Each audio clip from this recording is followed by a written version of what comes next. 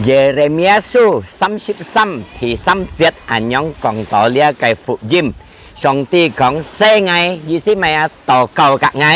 ngài bị anh nhi à ngài bị tập dình nhi hả khi bị còn thích cá ti lung trùng thích cá phân minh cái sự chiến thích cá phân minh này mình thế khi bị còn thích cá ti mà cái này thích cá hệ xe kiến đi hết tổ thích cá hệ du sang xe du mình thế du khủ chung phép trả cá thiên tổ phép trả sen đi phong miễn phép trả như siêu mẹ tao mố lùa hang giờ cái phụ dâm còn cá ti song ti còn như xe ngay như tàu cầu các ngày khi bị còn thích cá ti khi bị khơi lù bên thích cá thì các phân minh này lũ khi bị khơi lũ bên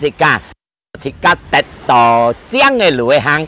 sao thì các ở thằng kia cái phụ dâm chầu kia cái phụ dâm này hàng chầu sòng ti cái phá lại hàng giờ đi thì các ở khiếu cái tỏ cầu cả chủ gia su thì các tết tỏ lũ khó nên thì các bị mố lũ thì cái này đấy但係上帝唔是切lũ khi ta tập du lũ tại thì các hi tết xin amen